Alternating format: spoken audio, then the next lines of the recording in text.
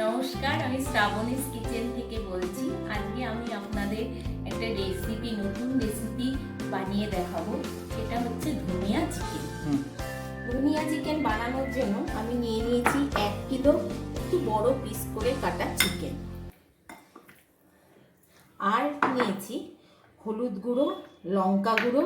আর রেসিপিটা বানাবো আমি পুরোপুরি সাদা তেল দিয়ে।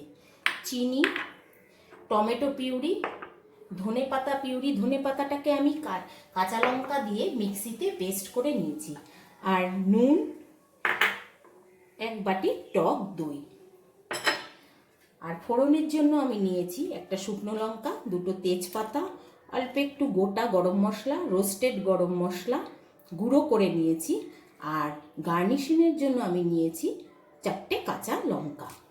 এবার আমি এই চিকেনটাকে সব কিছু দিয়ে পেস্ট করে নেব। প্রথমে দিলাম আমি সাদা তেল। মনে রাখবেন সাদা তেলটা বেশি দিতে হবে না, কারণ যেহেতু এটার মধ্যে আমি দই দিচ্ছি। এবার 2 কাপ মতো টক দই দিয়ে দিলাম, আর দিচ্ছি নুন,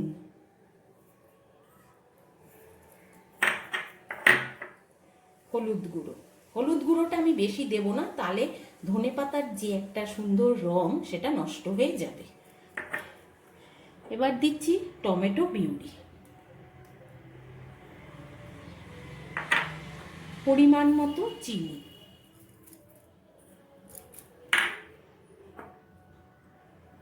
আর ধনেপাতা পেস্ট পুরোটাই দিয়ে দেব।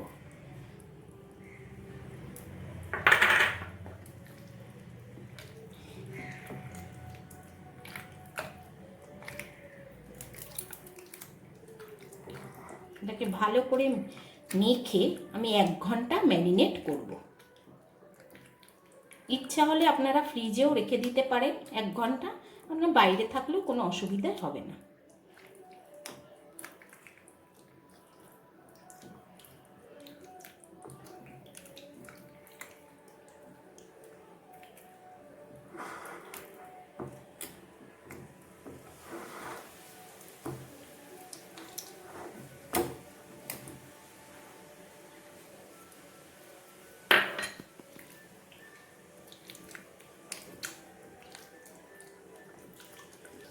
দেখুন আমার চিকেন ম্যারিনেট হয়ে গেছে। এটাকে রান্না করব। প্রথমে আমি কড়াইটা সামান্য গরম করে নিয়েছি। এবার আমি একে একে সাদা তেল দিয়ে দিলাম। আমি কড়াইতে সাদা তেল দিচ্ছি। দেখুন আমার তেল গরম হয়ে গেছে। এবার আমি তেজপাতা দিয়ে দেব। এটার মধ্যে কিন্তু তোমার শুধু গরম মশলা ফোড়ন হবে।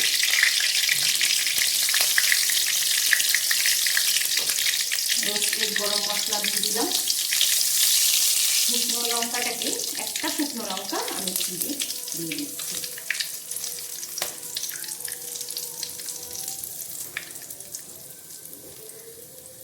এবার চিকেনগুলোকে দিয়ে দিলাম।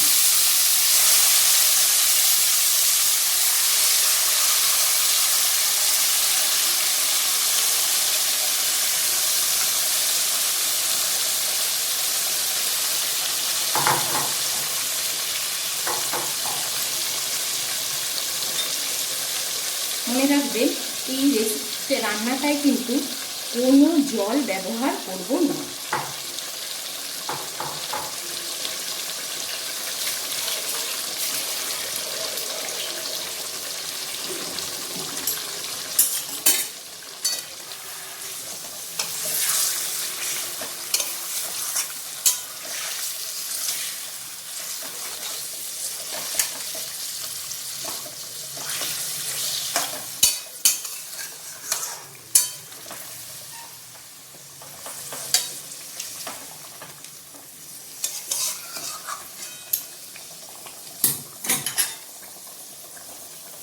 আমি এটাকে ঢেকে দেব।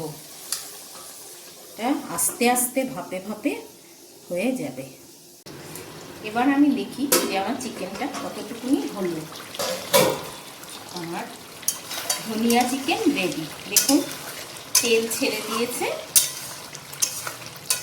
পুরোপুরি তৈরি হয়ে গেছে আমার ধনিয়া চিকেন।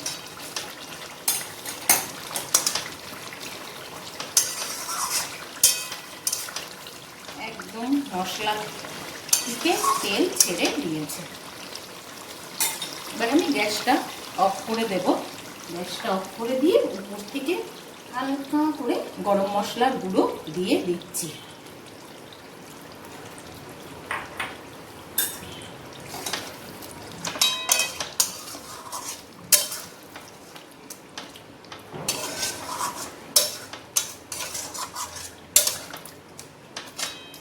দেখুন আমার ধনিয়া চিকেন রেডি। আমার ধনিয়া চিকেন রেডি। এই রেসিপিটা যদি আপনাদের পছন্দ হয় তবে অবশ্যই আমার চ্যানেলকে লাইক, সাবস্ক্রাইব আর শেয়ার করবেন। রেসিপির ব্যাপারে কিছু জানতে হলে অবশ্যই কমেন্ট বক্সে কমেন্ট করবেন।